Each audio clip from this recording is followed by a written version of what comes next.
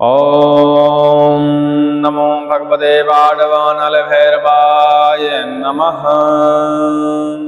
ॐ श्रीरामाय नमः। ॐ हानु हानु हानु हनुमते नमः। आज आप बाणवानल भैरव एक मंत्र है, दैविक मंत्र है, लेकिन यह सभी प्रकार के शत्रुओं का विनाश करने वाला मंत्र माना जाता है। इस मंत्र का यदि सही विधि विधान से कोई व्यक्ति प्रयोग कर देता है तो किसी भी प्रकार का शत्रु हो, मतलब किसी भी प्रकार का हो, भूत प्रेत हो, जिंदा शत्रु हो, नकारात्मक ऊर्जा शत्रु हो, ग्रह दोष वाला शत्रु हो, कहने का मतलब है जो चीज़ भी हमारे शरीर को, परिवार को, वंश को, घर को नुकसान पहुंचाने की कोशिश करती है, क्षति पहुंचाने की कोशिश करती है, उन सभी का यह मंत्र विनाश कर देता है। और जिंदा शत्रुओं के ऊपर तो यह ऐसे प्रहार करता है जैसे बाण की गति से। तत्काल आपने मंत्र का जापन इधर शुरू किया, उधर उसके ऊपर प्रहार हो जाता है। ठीक है, तो बहुत शक्तिशाली मंत्र है। इन मंत्रों में समय समय पर साधक लोग सुधार भी करते हैं, तो क्योंकि कई बार क्या होता है, बहुत सारे ऐसे मंत्र होते हैं जो कार्य नहीं करते, तो कई बार उनके बीजों में परिवर्तन होता है, संख्या अक्षरों में परिवर्तन भी होता है, तो वह मंत्र कार्य करने लगते हैं। हमें भी लगता है कि इस मंत्र में कभी न कभी सुधार किया गया होगा, लेकिन यह कार्य करता है। हमने इसका कई लोगों पर प्रयोग करवाया है, जिनको भूत प्रेत बाधाएं होती हैं, जिनके घर में नकारात्मक ऊर्जा का वास होता है, जिनके ऊपर चलाई गई बाधा होती है, मरण मूठ जैसे तंत्र प्रयोग किए जाते हैं, और जिनका शत्रु बार बार घात करने की कोशिश करता है। ऐसे लोग यदि इस मंत्र का जापन करते हैं विधि विधान से, तो समझ लीजिए कि भैरव महाराज सिर्फ शत्रुओं का विनाश करने के लिए ही जाने जाते हैं। और इस मंत्र के जरिए भैरव महाराज सभी प्रकार की तंत्र बाधाओं का शमन करते हैं, सभी प्रकार के भूत प्रेतों का विनाश करते हैं, और शत्रुओं का तो ऐसा विनाश करते हैं कि समझ ही नहीं पाता कि हो क्या रहा है, अचानक से हो क्या गया। इस मंत्र को हमने कई साधकों को दिया है, कई साधकों ने इसका परीक्षण किया है, और उन्होंने बताया कि इसके जैसा मंत्र उनको कभी नहीं मिला। दैविक मंत्र है, लेकिन तत्क्षण कार्य करने वाला मंत्र है। वैसे साबर मंत्र तत्क्षण कार्य करते हैं, दैविक मंत्र में थोड़ा सा टाइम लगता है कार्य करने में, लेकिन यह तत्क्षण कार्य करने लगता है। चलिए इसका विधि विधान हम आपको बता देते हैं और फिर मंत्र भी बता देते हैं। पहले मंत्र ही सुन लीजिए आप, ठीक है। ओम नमो भगवते बाणवानल भैरवाय ज्वल ज्वल वैरी कुलम दह दह बार्म चर्म ठह ठह सर्व शत्रुणा मुच्चाटनम कुरु कुरु होम फट सर्वज्ञ ओम ह्रीं ह्रीं ह्रीं फम गृणे ओम फट स्वाहा। छोटा सा मंत्र है, डिस्क्रिप्शन में हम लिख देंगे। और यह मंत्र आप हमारे चैनल पर 108 के करीब आप श्रवण भी कर चुके होंगे, क्योंकि इस मंत्र को श्रवण करने से भी असर होता है। जब नकारात्मक ऊर्जा का प्रभाव ज़्यादा हो जाए घर के अंदर, तो इस मंत्र को मोबाइल में या किसी और साधन में आप प्ले करके छोड़ दें। जैसे ही इसकी तरंगें म्यूजिक की हमारे मन के अंदर पड़ेंगी, वैसे इसका सुर कुछ खास नहीं है, सुनने में अच्छा नहीं लगता, लेकिन जब उस तीक्ष्ण सुर हमारे कानों में पड़ेगा तो शरीर के अंदर व्याप्त तमाम प्रकार की नकारात्मक ऊर्जा अपने आप ही नष्ट होने लगती है। इसलिए जो मंत्र हमारे संकटनाशक पे हैं, श्रवण करने के लिए उपलब्ध हैं, तो इन मंत्रों को श्रवण कर लिया करिए, क्योंकि बहुत सारे ऐसे मंत्र हैं जो दुर्लभ हैं, आपको और अन्य किसी जगह वो मंत्र मिलने वाले नहीं हैं, और उनका एक समय होता है। कुछ समय बाद उन मंत्रों को हम अपने चैनल से हटाएंगे भी, तो उससे पहले उन मंत्रों का आप प्रयोग करें, श्रवण करें, उपयोग करें, ताकि आपको एहसास हो जाए कि मंत्र में शक्ति होती भी है कि नहीं होती। कई लोगों का तो मानना है कि मंत्र है, किताब से उठाए और दे दिए, इसमें शक्ति है कि नहीं है किसी को नहीं पता। लेकिन जब आप श्रवण करेंगे तो आपको उस मंत्र की शक्ति का एहसास होगा। जो मंत्र आपको सूट करना होता है वह सेकंडों में आपके शरीर में असर दिखाना शुरू करेगा। जैसे नहीं इंजेक्शन लगा दिया तो 10 मिनट बाद आराम लग जाता है, इसी तरह यदि 5 मिनट भी आप मंत्र का श्रवण करते हैं तो आपको ये एहसास हो जाएगा कि हमारे शरीर को आराम हो रहा है कि नहीं हो रहा। और जिस मंत्र से आपको आराम हो जाए वह मंत्र आपको सूट कर रहा है, फिर उस मंत्र को छोड़ना नहीं चाहिए, सुनने तक सीमित नहीं रखना चाहिए। माला उठाइए, विधि विधान नहीं आता है कोई बात नहीं, जिस इष्ट का मंत्र हो उसके नाम का एक दीपक जलाइए, सामने चित्र रखिए और माला उठाइए और जाप करने में लग जाइए बिना विधि विधान के। कोई विधि विधान नहीं करना, क्योंकि विधि विधान जब करेंगे तो फिर बिगड़ने लगेगा। क्योंकि विधि विधान करने का मतलब है कि आप उस मंत्र की साधना कर रहे हैं, आपको साधना नहीं करनी है, सिर्फ उसका जप करना है अपनी सुरक्षा हेतु, अपनी नकारात्मक ऊर्जा को खत्म करने हेतु। तो आप उसमें कोई भूल चूक करते हैं, त्रुटि करते हैं तो माफ हो जाती है और आप मंत्र का जाप करेंगे, वह मंत्र आपको असर कर देता है। आपने कई बार सुना होगा कि जो अनपढ़ लोग होते हैं, जिनको ज़्यादा ज्ञान नहीं होती, बुद्धि जिनकी प्रखर नहीं होती, वो किसी तरह से भी भगवान की पूजा करते हैं, भगवान उनके ऊपर प्रसन्न हो जाते हैं। और जो लोग जानकार होते हैं, ज्ञान पाड़े होते हैं, वो तरह तरह की पूजा करते हैं। सुबह उठते ही बाथरूम करने जाते हैं, तत्काल नहा के फिर पूजा करने बैठते हैं, दोबारा बाथरूम लग गई धोखे से तो फिर नहाना है, कपड़े बदलना है, फिर पूजा करने वाला, मतलब पूर्णतया पवित्रता का ध्यान रखते हैं, हर चीज़ का एक बारीकी से ध्यान रखते हैं। और उनको देखा जाए पूजा में लगे भर रहते हैं, उनको फल नहीं मिल पाता, क्योंकि कहीं ना कहीं उसमें खोट हो जाती है, कहीं ना कहीं वो त्रुटि कर देते हैं। जो ज़्यादा विधि विधान के चक्कर में रहते हैं वो कहीं ना कहीं उसमें त्रुटि हो ही जाती है, ठीक है।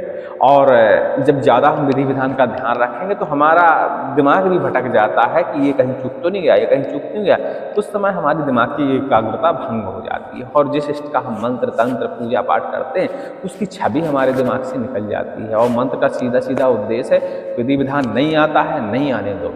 किसका मंत्र है? नरसिंह भगवान का मंत्र है, चंडी माता का मंत्र है, काली माता का मंत्र है, भैरव भगवान का मंत्र है। बस उनकी छवि आंख बंद करके दिमाग के अंदर बनाने की कोशिश करो। एक साधारण दीपक जला लो, चुटपुट पूजा, जो इतनी तो जानते ही है सबको कि कैसे की जाती है, अक्षत पुष्प जल दूर्वा, ये सारी चीज़ें अर्पण करने के बाद, दीपक जलाने के बाद थोड़ा सा प्रसाद अर्पण करो, माला उठाओ, बढ़िया ध्यान में एकदम मग्न हो जाओ, भैरव महाराज एकदम सामने खड़े हुए, दिमाग में एहसास होने चाहिए। जो भी आपके यहाँ चित्र हो लगाया हो भैरव महाराज का या किसी भी और इष्ट का, शिष्ट का चित्र आंख बंद करके अपने आंखों के अंदर दिमाग के अंदर दिखना चाहिए। और इसके बाद माला उठाइए और जाप शुरू कर दीजिए। हम बता रहे हैं कि इस तरह आप जाप करेंगे, मंत्रों की साधना करेंगे, बहुत जल्दी ही मंत्र सिद्ध हो जाते हैं, काम करने लगते हैं, वो आपको पता भी नहीं चलता कि यह मंत्र सिद्ध हो गया है, ठीक है।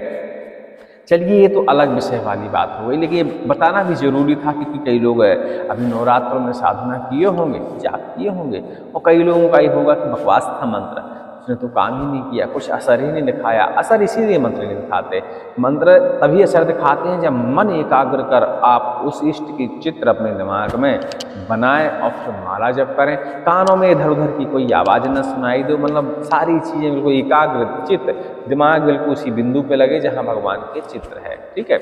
और फिर आप जाप करिए, तत्काल ही परिणाम मिलेगा। आपको फिर 1,00,000, 2,00,000, 4,00,000 जप करने की ज़रूरत नहीं है। आपको थोड़ा बहुत भी जप करेंगे, मतलब यदि दिन भर का जप है आपका 51,000 जप है और एकाग्रता हो के आपने सिर्फ 2 घंटे, 2.5 घंटे, 3 घंटे जप कर लिया, मान लो उस इष्ट की आपको सिद्धि मिल जाएगी, ये 100% आप मान लो। और पुराने जो साधक हैं या जिनके पास साधना है उनसे आप संपर्क भी कर सकते हैं, सलाह भी ले सकते हैं कि हम किस तरह भगवान की साधना करें। हमको कोई पूजा पाठ नहीं आता, कोई विधि विधान नहीं आता, कुछ नहीं आता, कैसे करें? तो वह यही बताएगा कि सिर्फ मन में ध्यान करो और अपना जाप करो। माला नहीं है तो माला को भी छोड़ दो, मानसिक जाप करो ध्यान करते हुए, मंत्र आपका सिद्ध हो जाएगा। और बड़े बड़े महात्मा पुरुष और बड़े बड़े साधक जो होते हैं इसी तरह जाप करते हैं।